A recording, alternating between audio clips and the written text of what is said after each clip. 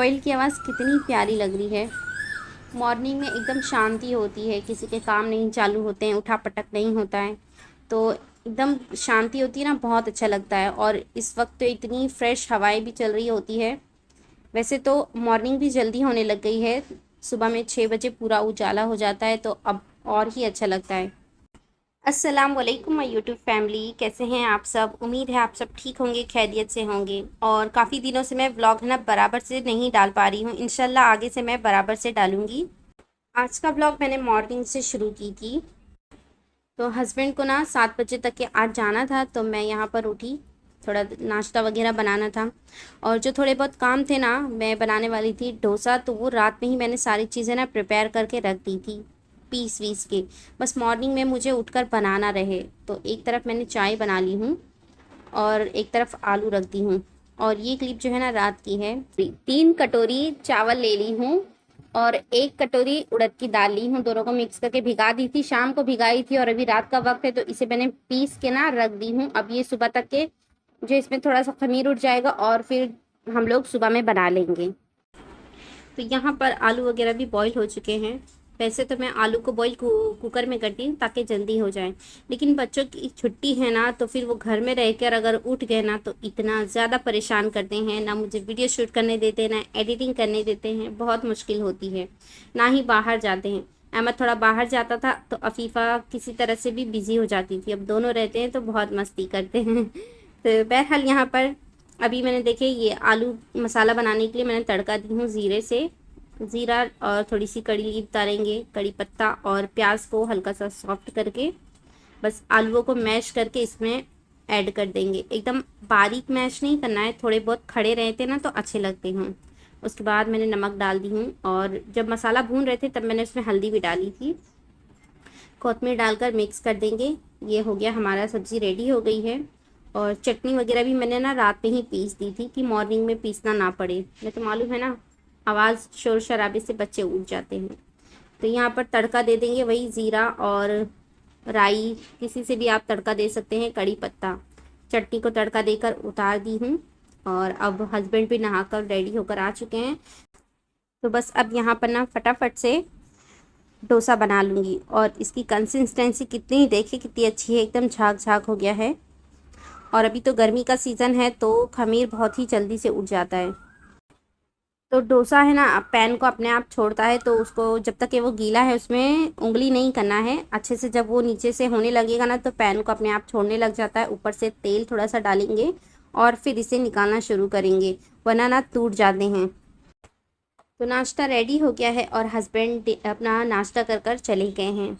Freeze को देखे, बच्चे कुछ भी खाएंगे या पानी में हाथ डालकर फ्रीज पर छाप देते थे, और फ्रीज ना एकदम से उलझी पड़ी हुई है। तो यहाँ देखें फ्रीज में चूड़ी टूटी हुई, सेल, सारी चीज़ें फ्रीज में रखी हुई थी, ठंडी हो गई। कभी कभी तो ऐसा होता है कि रिमोट एक बार ना अफीफ़ा ने अहमद ने फ्रीज में रख दिए, और मैं पूरा घर में ढूंढ रही हूँ, नहीं मिला। मैं बोली कोई उठाओ वगैरह तो नहीं ले गया, ये लोग ने बाहर तो नहीं फेंक दिए। बाद में फ्रीज में से रिमोट मिला।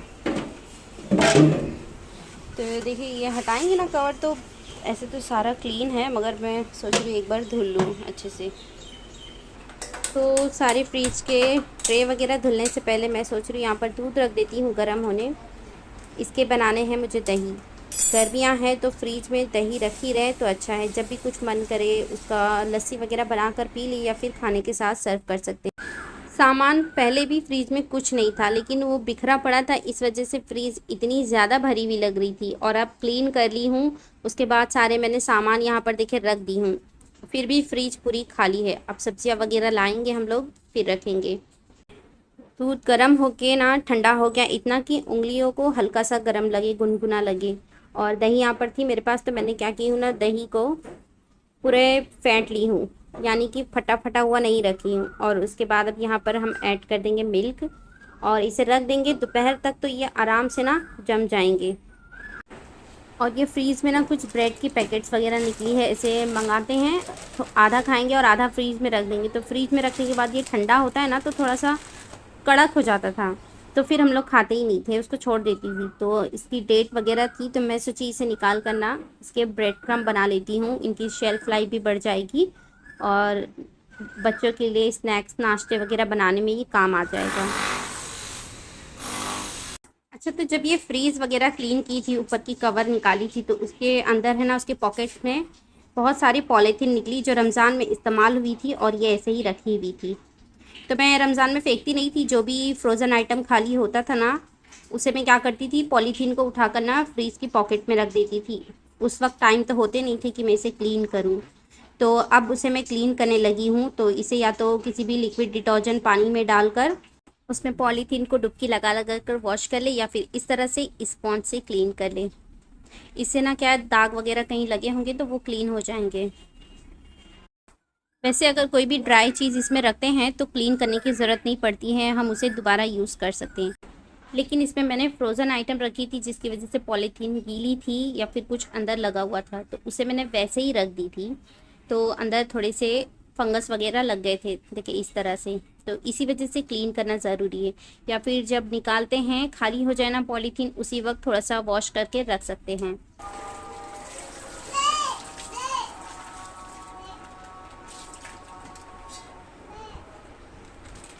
तो देखिए पॉलीथीन मैंने इस तरह से टंगा दी हूँ, अब ये 1 घंटे में सूख जाएगी। फिर उसके बाद यहाँ पर आ गई थी मैं बेसिन धुलने के लिए। और गर्मियाँ जब से चालू हुई है ना, पोछा तो डेली ही लगाना पड़ता है, क्योंकि पोछा लगाते हैं ना तो थोड़ा सा ऐसा लगता है कि रूम पूरा ठंडा ठंडा हो गया है, तो क्लीन करना पड़ता है। तो ये क्लीन करने के बाद उसके बाद फिर मैं पोछा वगैरह लगा कर फिर शावर वगैरह ले लेती हूँ। ये क्लिप कल रात की है। हम लोग जा रहे थे अभी डिनर के लिए घाटकोपर। रात के 11:30 बज रहे हैं। हस्बैंड जस्ट अभी आए हैं, मैं चाबी लेके बाहर खड़ी थी। मैं मेरी बाइक से जाएंगे, थोड़ा जल्दी पहुंच जाएंगे।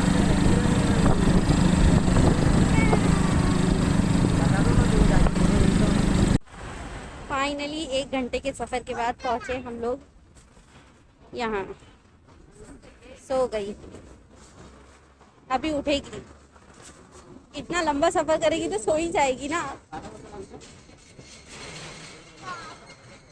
क्या हुआ?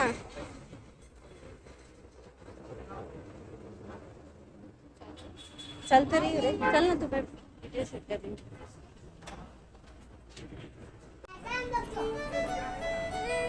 नहीं ना बेटा, अभी खाली होएगा ना फिर। थक गए।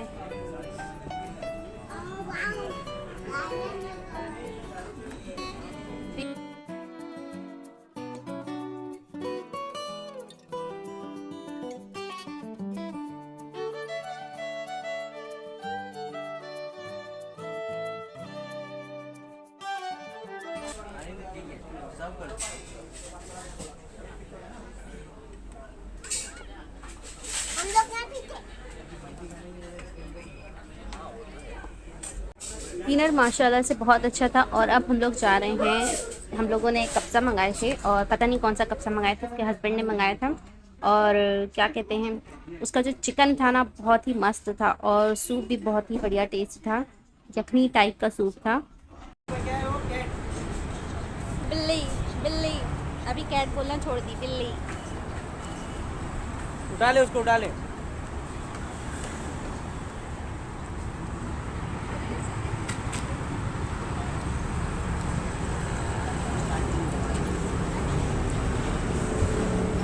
अभी उठा ले उसको, चलो घर पे लेके आएंगे उसको, उठा ले।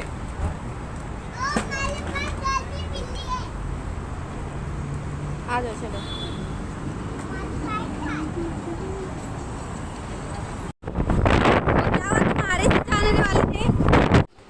लंच में मैं बना ली थी यहाँ पर क्या, चिकन का सालन और रोटी राइस। हस्बैंड को कॉल किए तो वो बोले बस 10 मिनट में आ रहा हूँ। मैं सोची जब तक के ना मैं कुछ बना लेती हूँ। तो फ्रीज खाली हुई थी, उसमें से सेवइयाँ निकली थी।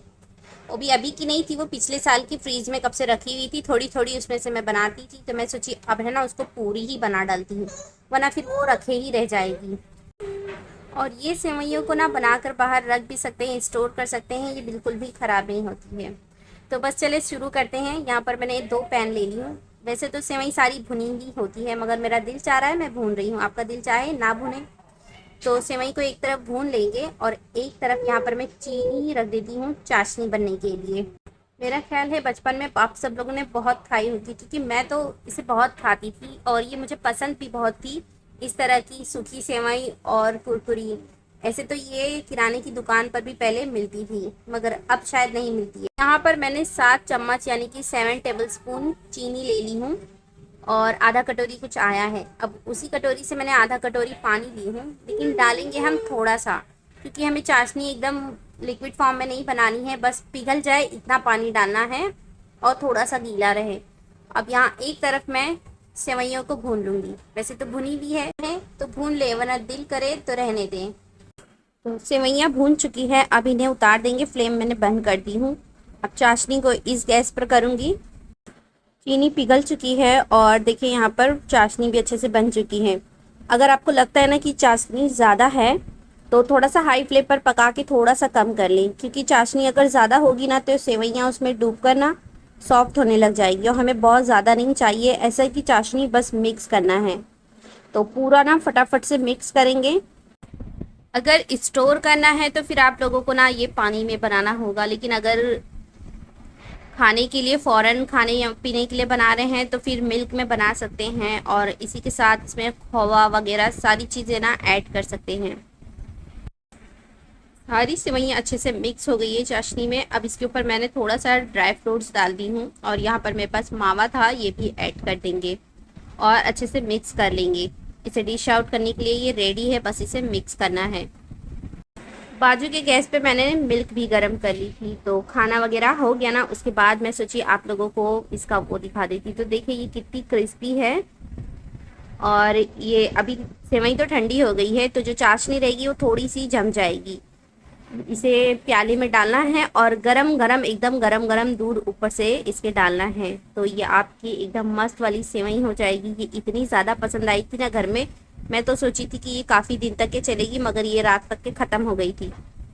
तो चलिए वीडियो को मैं एंड करती हूँ। जब तक के लिए दुआओं में याद रखें। टेक केयर, बाय बाय, अल्लाह हाफिज़।